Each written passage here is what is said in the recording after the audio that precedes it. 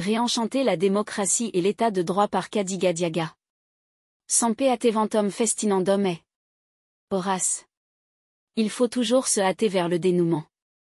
Le procès de Ziguinchor qui a abouti à la restauration des droits des Ousmane Sonko à figurer sur les listes électorales est un éclairci dans la nuit noire de l'obscurité démocratique dans laquelle les citoyens sénégalais sont plongés sous le régime de Benno Bokk Yakaar. Le pouvoir qui brandit la récusation du juge s'est figé dans un autoritarisme et un déni du droit castrateur et veut nous obliger à nous accommoder d'une sorte de théologie politique négative.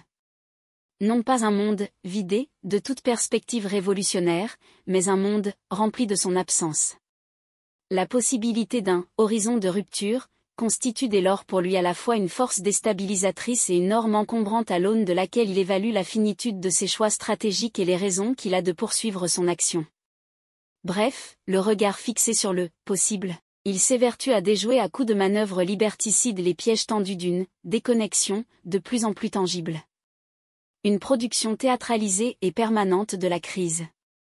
Le système politique de nos gouvernants ne semble pas être en crise parce qu'il aurait perdu une nature qu'il pourrait réussir à récupérer, mais parce qu'il a subi une profonde mutation, dans laquelle la production théâtralisée et permanente de sa crise se dresse comme un élément fondamental qui lui permet de se reproduire et de remplir l'une de ses fonctions fondamentales, générer de la désaffection. Le monde politique se nourrit de débats de caniveaux polarisés, de scandales, d'affaires judiciaires, etc. Le biais de généralisation faisant son œuvre, la confiance envers les hommes politiques, envers les partis politiques, envers les institutions judiciaires, mise sous le joug du politique, s'effondre. La vertu a capitulé sous nos cieux, sous le regard impuissant voire complice des masses. En effet, à la lumière de l'impressionnante succession d'événements aux antipodes d'une gestion sobre et vertueuse de la cité, ces dernières années, il n'est pas risqué d'affirmer que la décadence de la gestion de la cité, corollaire de la décadence générale de la société, se définit par 4 éléments, le pragmatisme, l'immédiateté, l'élimination des propositions et du débat politique, la transformation du travail politique électoral en une pratique frivole. Ces éléments relèvent d'une nouvelle stratégie qui ne vise pas à vider, mais à occulter les contenus actuels, renouvelés de la politique. L'occultation prend la forme de, ou est présentée comme, une perte, c'est-à-dire comme un effacement, alors qu'en réalité c'est tout le contraire.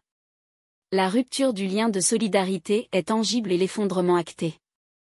Cet état de fait est corroboré par mon excellent jeune frère Agibou Diallo dans un de ses posts en ces termes, ce pays est devenu une mafiacratie.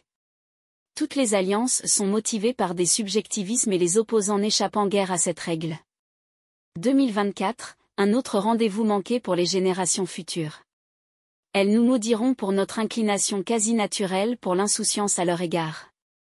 Et nous l'aurons vraiment mérité. Cette triste réalité met à nu un comportement de groupe de pression, lequel n'est pas le propre du seul parti présidentiel et signale une absence de politique de pouvoir, une absence de perspective du pouvoir.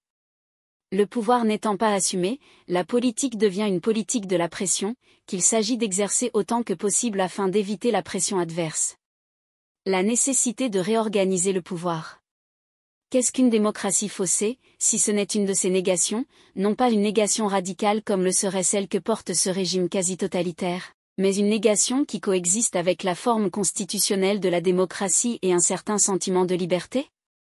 Mais dans ce jeu, se crée un vide, celui-là même du pouvoir, et c'est en ce sens qu'il ne s'agit plus d'en appeler, aux citoyens critiques du pouvoir, mais de critiquer et de réorganiser le pouvoir. Seule une réorganisation du pouvoir peut permettre de sortir de ce qui n'est pas une simple crise de la démocratie, une crise du pouvoir démocratique, mais bien une forme de négation de la démocratie et de son pouvoir. C'est alors la question de la réorganisation du pouvoir, laquelle implique une extrême activité du citoyen, qui doit être mise à l'ordre du jour politique. Une action qui ne prend plus sens sur un fond autre qu'elle-même, une action, qui comme l'histoire elle-même, est soustraite aux critères de sens.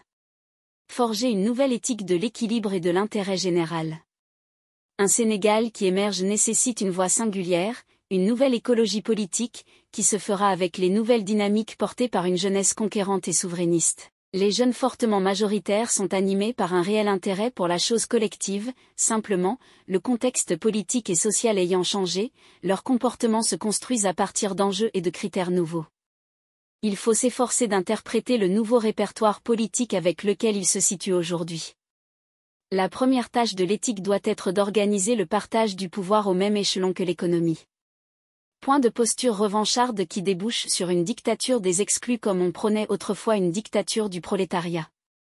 Simplement, tout pouvoir doit être contrôlé par un autre pouvoir qui lui fait face. La nouvelle éthique est une éthique de l'équilibre et de l'intérêt général. Qu'elle débouche sur un projet politique n'est pas une dérive, mais une preuve de réalisme. La démocratie est un acte de foi dans l'homme et dans sa capacité à s'informer. C'est aussi une conviction que collectivement les citoyens peuvent avoir une prise sur leur destin.